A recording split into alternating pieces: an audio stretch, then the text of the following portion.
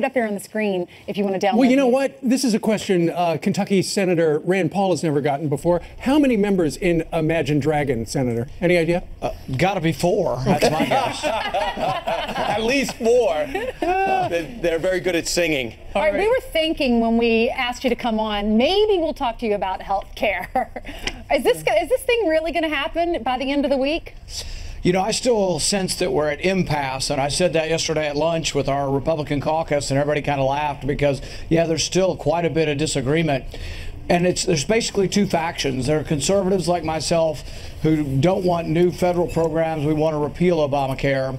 And then there's the moderates who kind of want to keep some of Obamacare, and they're not too opposed to new federal government programs. So what I've come up with, and I talked to the president yesterday about this, is what about dividing the bill in 2? Do the repeal, which no Democrat will vote for, repeal the taxes, repeal the regulations, and do a fix to Medicaid that helps to pay for everything. Reform Medicaid. No Democrats will vote for anything good like that. But Democrats will always vote for spending. Sure. And so the big government Republicans that want more spending take the spending and put it in a bill that the Democrats will vote for. There's about 20 different bills Democrats vote for every year. Stick it on one of those bills, and now you have 2 bills. Boom, you get it done in 5 minutes. And the president seemed open and interested in the idea. Well, what about Mitch McConnell? We heard that he wasn't too happy that the deadline of tomorrow broke out, but he's also got 9 Senate Republicans who are opposing the bill. And then you've got the public. A brand new Suffolk University poll says only 12% support the plan as we know it. So maybe your plan would be a winner. Well, see, the typical way in Washington that they fix things is they give everybody money, and that's what I think is going to happen now. They have $200 billion that's supposedly extra money, so they'll pass that around and see if they can get enough votes. But there's several of us that are fiscal conservatives that want smaller government, repeal of Obamacare, and the question is, are they going to try to get conservatives on the bill? If they don't, and we're still at impasse, then what I would say is why don't we split the bills in 2, let conservatives have a clean repeal or a cleaner repeal, and then let the moderates vote with the Democrats on some big spending bill. So, Senator, do you think that's what the president was referring to when he said there's a bit of a surprise that could be coming as early as Friday? You know, I don't know. But I do know that it is my belief the president is open.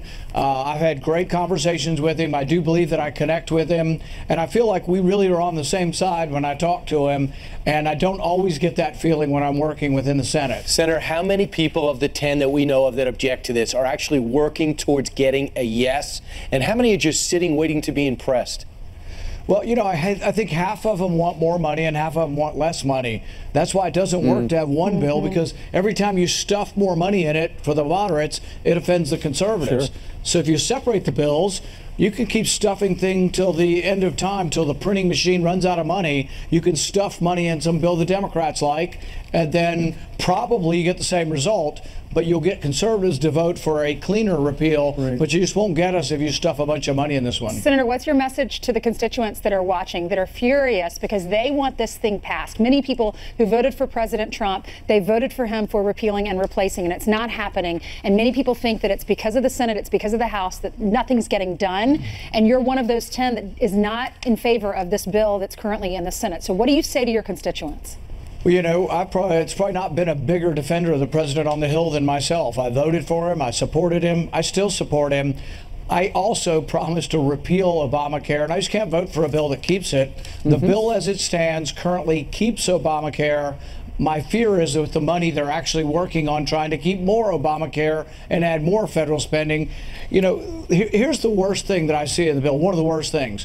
There's something they call a stabilization fund, $130 billion. Slush fund. Well, yeah, we're $500 billion in the hole this year, and they have a $130 billion fund, and they say, oh, we'll lower insurance rates by subsidizing them. It's like, look, I've got an old car. I want a new car. Could you have a new car stabilization fund? I pay high rent in D.C. for my apartment. Could you have a rent stabilization fund? You could lower any price if you thought there was no limit to the taxpayer, just to dump money to lower price. That's not the Republican way. It's not conservative, and it's not capitalism. Sure. Senator, a moment ago you said you and the president seem to be on the same page. It sounded like you were taking a shot at the Republican leadership in the Senate. Them not so much. What's going on behind closed doors?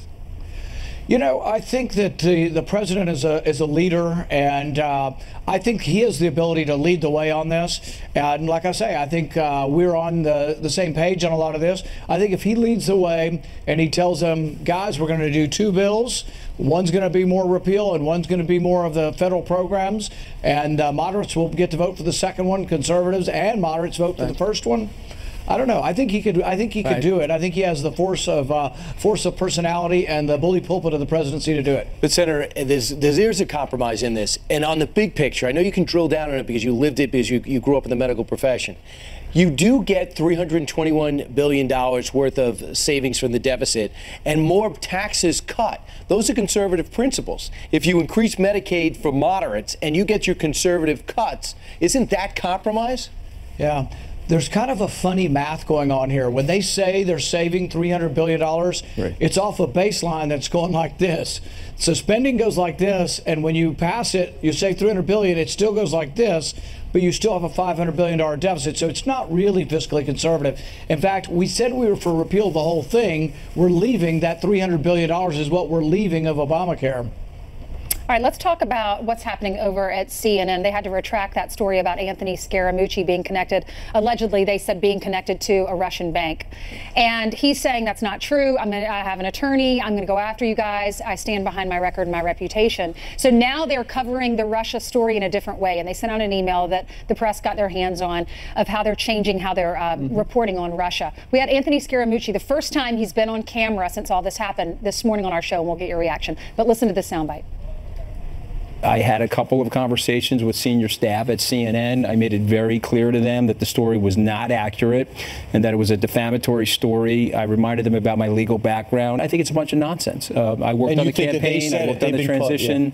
I think it's a bunch of nonsense. I'd like it to stop. It certainly was nonsense related to me. It's probably nonsense related to others. What I do think they have to do now is have more checks and balances in the system. They have to be more prudent about what they're saying about people, because I think you're going to leave your own reputation behind. You're going to potentially damage the reputation of the people that you're talking about. But once you start to lose your integrity and your reputation as a news organization, people start to get tone deaf. So, Senator, we've heard all this in the mainstream media about collusion in Russia, and there's no there. So what is your reaction to the way the media, mainstream media, is handling all of this? Is it backfiring on them and on the Democrats? I've said since the very beginning, I think the whole Russia thing about Trump and Russia is a witch hunt. They're still depressed that they lost the election. It's sour grapes, and they're looking at things like, oh, so-and-so once upon the time met the Russian ambassador. Most senators in Washington have met the Russian ambassador and a dozen other ambassadors or more. So, yeah, I think that it's always been sort of sour grapes, witch hunt. I don't think there's any there. We've been studying it for 6 months. Certainly, if they had some sort of really smoking gun, they would have shown it. And the fact that they're not. But what I hate about this is we'll investigate this thing for the whole presidency now, the whole first term. This is going to be investigated, and then finally they'll say, well, whoops, we didn't really have anything. Well, you know why. They don't want him to get anything done. Yeah, so it's kind of a misdirection campaign, trying to keep us off track of things that we can do that's good for the country. And there are those people who keep saying that the president does not understand health care. What's your reaction? You know, I think he has very keen insight into the political process. He has great instincts as to what would be good for business, what would be good for jobs. And so, no, I haven't seen that at all. When I've had meetings with him, and I've had lots of conversations in this last couple of months, I sense that it's a person who really does get exactly not only the intricacies of it, but gets sort of what would be good for America. And when you play golf with him, just do yourself a favor. Don't let him win. Okay? You don't want to beat the president. See, unfortunately, it's not letting. He actually beats me fair and square. He owns golf courses.